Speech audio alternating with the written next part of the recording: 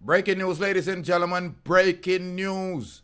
Well-known Jamaican vlogger Cushane Carter has been arrested in South Florida, Orange County to be exact. Yeah, this is Everton Glenn. I mentioned how to beat Luke Steve, Everton Glenn. Up! Lift up your head and your lead up. We know that we win the blood. Beat Luke Steve.